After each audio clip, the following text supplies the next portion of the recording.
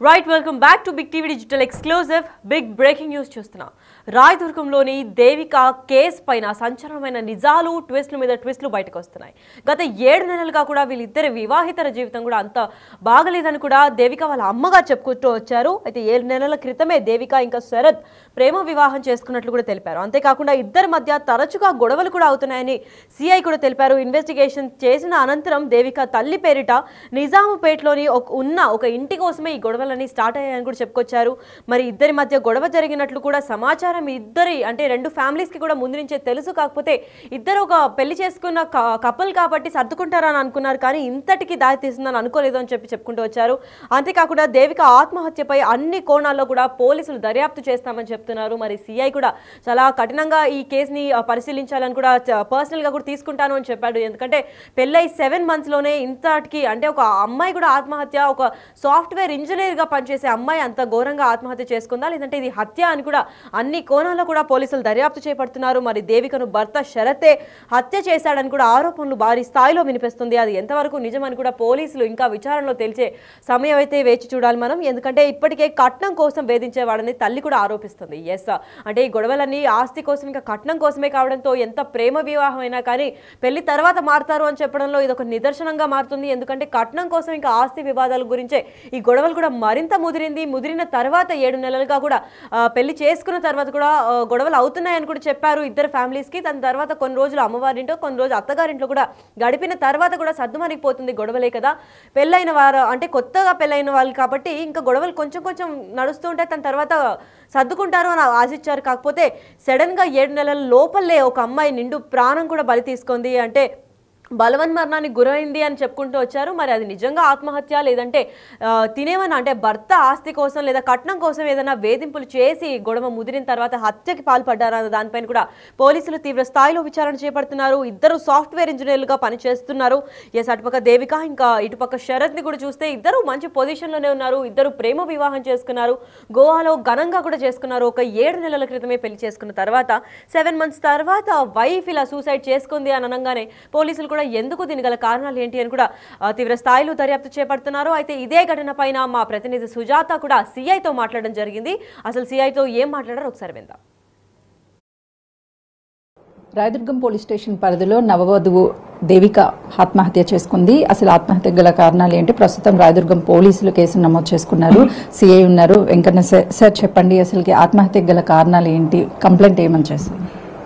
దేవిక అని చెప్పి 25 years అమ్మాయి, తను MBA చేసింది.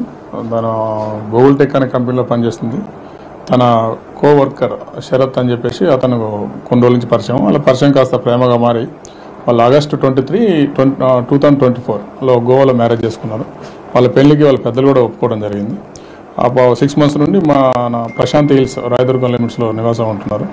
వీళ్ళు ఫ్యామిలీ ఇష్యూస్లో చిన్న ఇష్యూస్కు గొడవపడే వాళ్ళని తెలుస్తుంది అప్పుడప్పుడు.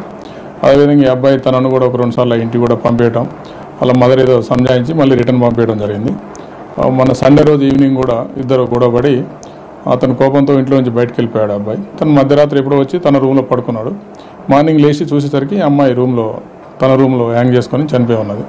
ఎవరు కాల్ చేశారు? ఎప్పుడు తెలిసింది? గతంలో ఇలాంటి గొడవలు ఏమైనా ఉన్నాయా వాళ్ళ మధ్య? వీళ్ళు రెగ్యులర్గా గొడవ పడేవాళ్ళని చెప్పి ఆ నైబర్స్ చెప్తున్నారు. అది వాళ్ళ మదరు చెప్తున్నది ఏంటంటే, ఆ మదర్ పేరు మీద ఒకటి ఏదో ఇల్లు ఉంది నిజాంపేటలో వాళ్ళకు, ఆ ఇల్లు తన పేరు మీద ట్రాన్స్ఫర్ చేయించమని చెప్పేసి అమ్మాయిని ప్రెషర్ చేస్తున్నవాడు అని చెప్పి తెలుస్తున్నట్టు. ఆ ప్రెషర్ తట్టుకోలేకనే తను సూసైడ్ చేసుకున్నట్టుగా మనకు ప్రాథమిక విచారణ తెలుస్తుంది. దేవిక అమ్మ మాట్లాడుతూ తన ఒంటి మీద గాయాలు ఉన్నాయి, తనే చంపేశాడు శరత్ అని చెప్పి ఆరోపిస్తున్నారు. అందులో వాస్తవం ఎంత ఉంది? ప్రస్తుతం కేసు ఇన్వెస్టిగేషన్ ఎంతవరకు? సో తను చెప్తున్నారు, మేము ఆ యాంగిల్ కూడా ఎంక్వైరీ చేస్తున్నాము. అది ఇన్వెస్టిగేషన్లో తెలుస్తుంది. అలా PME రిపోర్ట్ వస్తే మనకు ఎలా జరిగిందని తెలుస్తుంది. దేవిక భర్త శరత్ ఏమన్నా మిమ్మల్ని అప్రోచ్ అయ్యాడా? మీకు సమాధానం అంటే ఏం జరిగింది ఏంటి అని వివరాలన్నీ సేకరించారు? ఇంకా మనం అతన్ని ఇంకా నాట్ ఎట్ అరెస్టెడ్ అని ఒకవేళ అది వస్తే అసలు ఇష్యూ ఏందో తెలుస్తుంది అన్నమాట. ఇప్పుడు వరకు మాత్రం మనం PME అండ్ ఇన్వెస్టిగేషన్ నడుస్తున్నాం. అసలుకి ఈ ఘటన జరిగినట్లు ఎవరు కాల్ చేశారు సార్? ఆ సమయంలో శరత్ ఇంట్లోనే ఉన్నాడా? మనకు ఆ ఇల్లు వాచ్మెన్ ఇన్ఫర్మేషన్ ఆధారంగా మనం అక్కడికి వెళ్ళాము. వాచ్మెన్ ఇంటిమేషన్ మీదనే మనం కేసు కూడా రిజిస్టర్ చేసాం. తర్వాత వాళ్ళ మదర్ స్టేట్మెంట్స్ అవన్నీ తీసుకొని ఆ స్టేట్మెంట్ ప్రకారం ఇన్వెస్టిగేషన్ చేస్తున్నాం.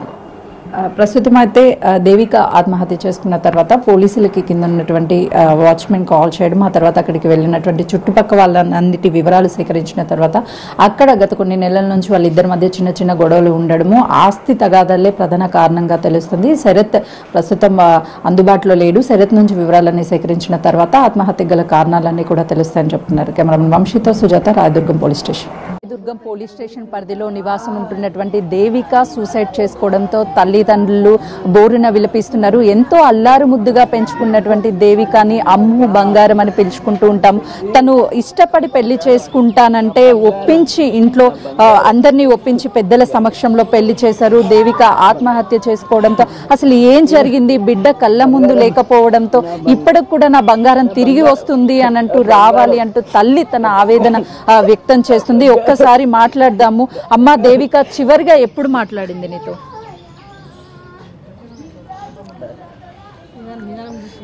ఆదివారం రోజు మాట్లాడింది మేడం. సండే మాట్లాడుతుంది, ప్రతి సండే ఫోన్ చేస్తుంది, ఎలా ఉన్నావని అడుగుతుంది. గుడ్ మార్నింగ్ మమ్మీ అని పొద్దున పెడుతుంది, గుడ్ నైట్ మమ్మీ అని నైట్ పెడుతుండే.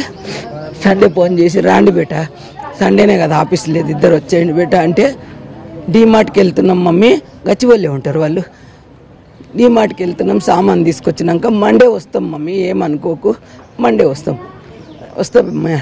నాకు కీళ్ళ నొప్పులు లేచినాయి బేట, హాస్పిటల్ చూపిద్దా కొడుక అంటే వచ్చి హోలిస్టిక్లో చూపిస్తా మమ్మీ, మండే వచ్చి హోలిస్టిక్లో చూపిస్తా.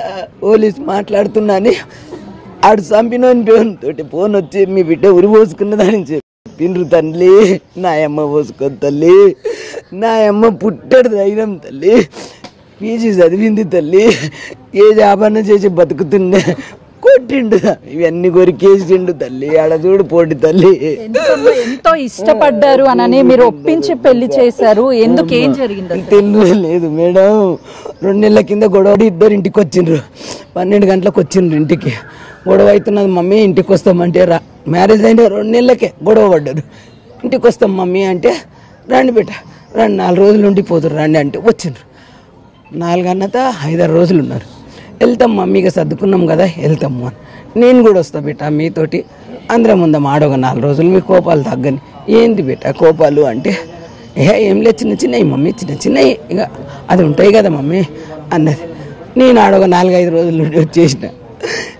ఇక చెప్తున్నాడమ్మా ఇప్పుడు మీ అల్లుడితో మాట్లాడారు, అసలు ఏం జరిగిందంటే ఏమి చెప్తలేడు, మాట్లాడతలేడు తల్లి. పోలీస్ స్టేషన్లోకి పోయి తిడితే మనకు వచ్చిండు, ఏమి చేస్తే మనకు వచ్చిండు.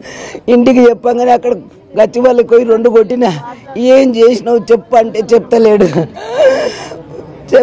పోలీసులకేమో ఆమెనే పోసుకున్నదంట, ఆమె పోసుకోలేదు మేడం, కాళ్ళు కింద ఆనుకున్నాయి, అదొకటే పైకి ఉంది మేడం, ఇదంతా బెడ్ ఉన్నది మేడం, ఇదన్నీ కొరికింది, ఇది కొరికిండు మేడం, మీరు చూడండి మేడం.